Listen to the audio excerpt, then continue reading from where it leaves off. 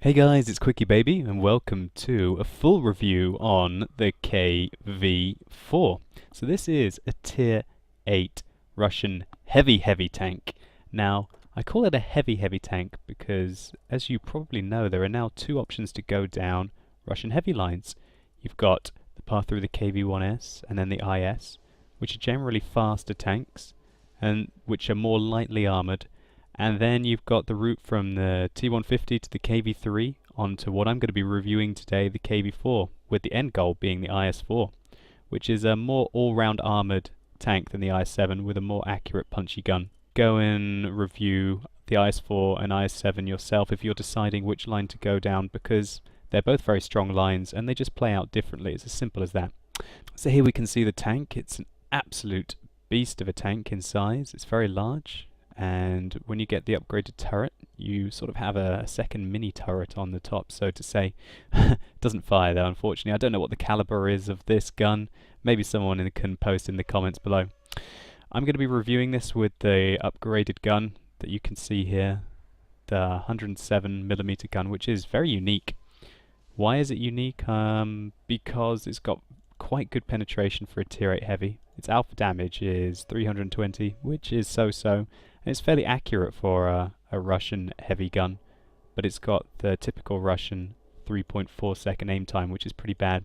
So because of that, I recommend that you use vertical stabilizers on this tank, along with the typical rammer and vents that I like to use. Now, looking at the stats of this tank, it's got quite a lot of health. 1,650 hit points is very healthy for a tier 8 heavy.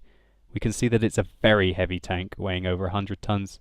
This means that it's pretty much capable of ramming very well into other tanks, and also if enemy tanks do ram into you, then they take quite a lot of damage as well.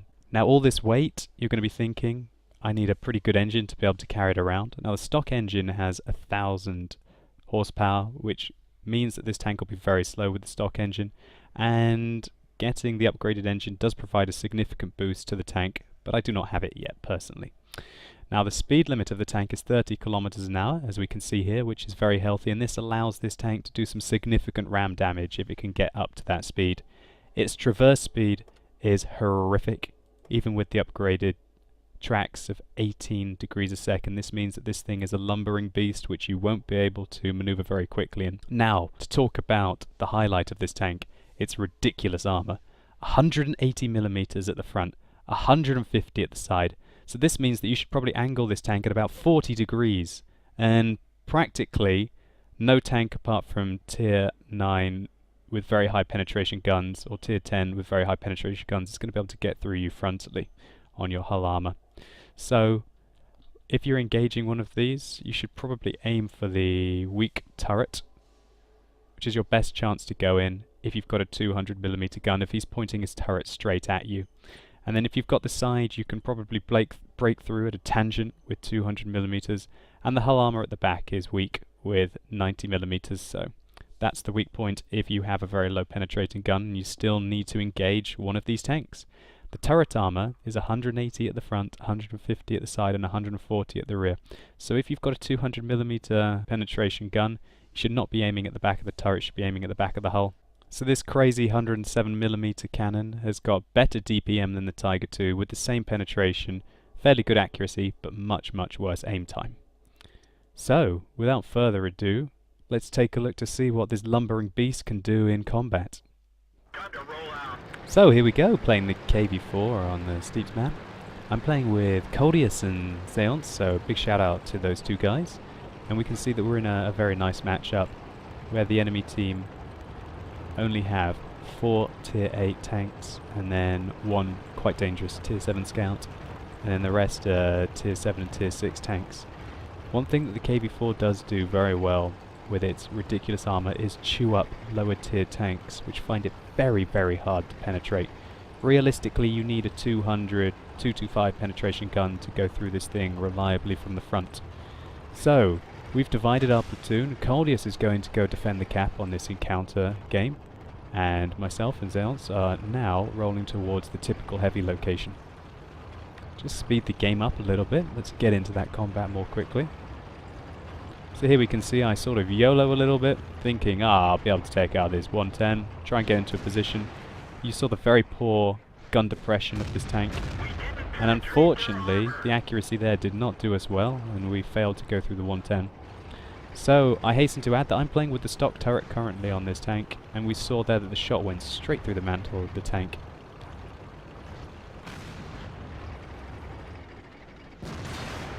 I only recently upgraded the turret. And the upgraded turret provides quite a nice rate of fire increase for this 107mm cannon, so I recommend getting it as quickly as you can. So, we can see there's two 110s against us. Again, look at the poor gun depression of this tank. I'm trying to bounce him with my frontal hull armor there. As you can see, I bounced both shots, which allows us to advance our position, to start to put the pressure on the enemy. That's not a penetrating shot yet. I want to track him, I want to retrack him, and there we go, there's a retrack. So, Zeon's put another shot into his track. We've got him completely stuck now. I retrack him. And he goes down. Now there's a tier 7 TD against us. This tank really does punish lower tier tanks. And this T-25-2 doesn't really stand a chance. I unfortunately don't manage to get a penetrating shot on him. And furthermore, I have to advance into a rather open position to be able to get a shot because of the weak gun depression on this tank.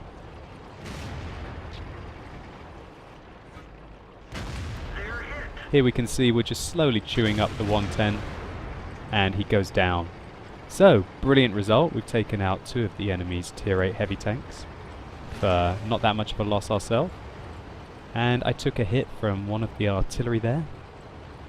Quite a significant hit for 300 damage. That's a nice shell by the artillery. Gonna speed up the game a little bit. We can see that there's a WZ-131 behind us, but we don't have time to mess around with him. Coldius was telling us that the other flank was having a very hard time. And here we can see the dubious accuracy of the KV-4.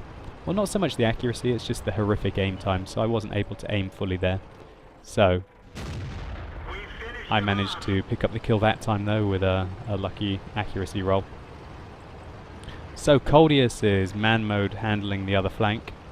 Myself and Zeon's are now trying to rush across to be able to help him out. Zeon's gets a very nice shot on the Su-152 there.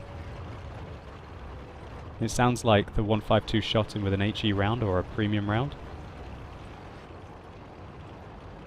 You can see a tier 4 T-28. I'm wondering what he's doing. Signing up. Must have signed up with a scout. Yes, he signed up with his M5A1 scout friend. Zeon's clearly takes out that Su-152 on the move. So we've got a bit of a situation here. We've got myself, a Lurve, and an IS, and Zeon's left alive. And they have quite a few tanks on, quite a lot of health. We can see a T-28. I get tracked, otherwise I really wouldn't have stopped to shoot this guy. The Tiger II hit my track frontally and took me out. And he does it again, which was quite surprising for me. Fortunately, our shot does not go in on his lower plate. I re-angle my tank. I think I gave him too much of my side armor there, and he was shooting my side armor. And I load a premium round, because I wanted to kill that Tiger II before I died. Yes. I think the reason why the Tiger II was able to pen me there is because I probably angled at 45 degrees, which gave him too much of my side armor. You want to angle at about 40 degrees to protect your slightly weaker side armor. Here we can see I go in. I don't fire because Z takes out the Tiger cleanly. And really, I'm not too worried about the KV-1S being able to pen me here. He'd have to load a premium round and hit my lower plate to really be able to go in. And right now, the pressure's now completely on the enemy team after we've taken out their Tiger II. I try and snipe his turret, I miss, and he manages to get a nice shot on the rear of my tank because I was poorly angling the armor on this tank again.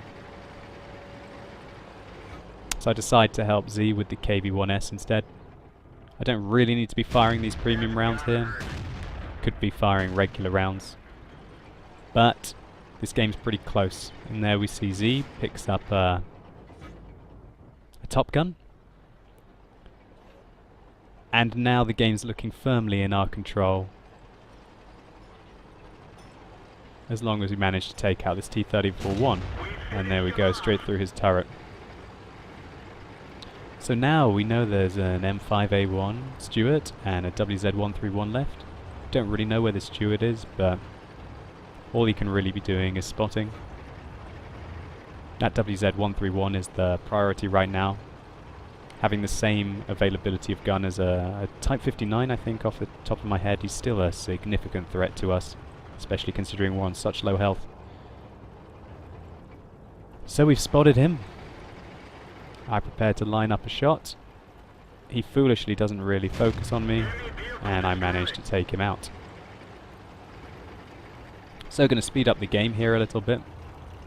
We decide to not go hunting for the M5A1.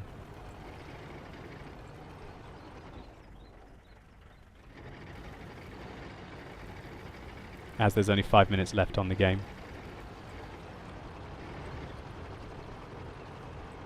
I decide to go and take a look over here, as this is where the T-28 died, and I realised he's in a platoon with him, and bingo! That's a bingo! We found out where the sneaky Stuart is.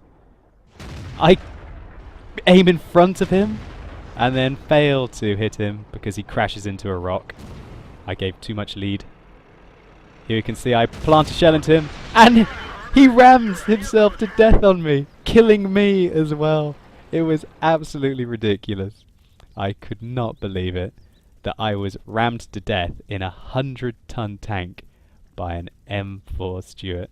But thankfully, as you guys are going to see, it was quite a good result for us. So here's a slow action replay for you of that moment.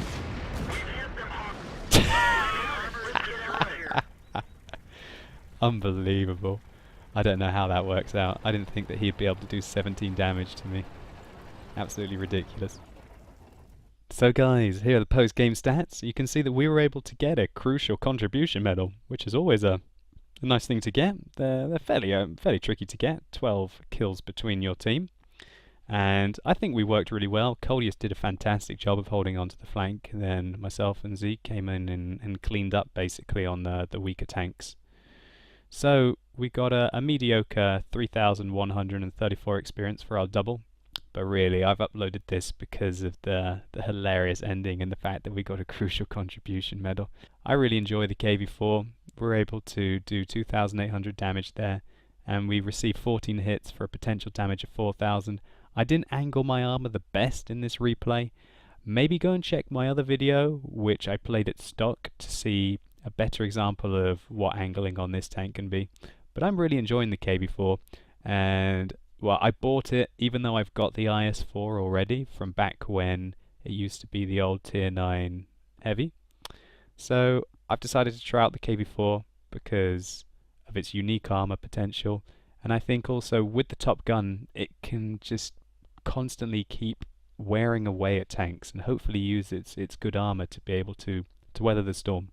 So guys, I hope you've appreciated the video. If you've liked it, then think about rating it below.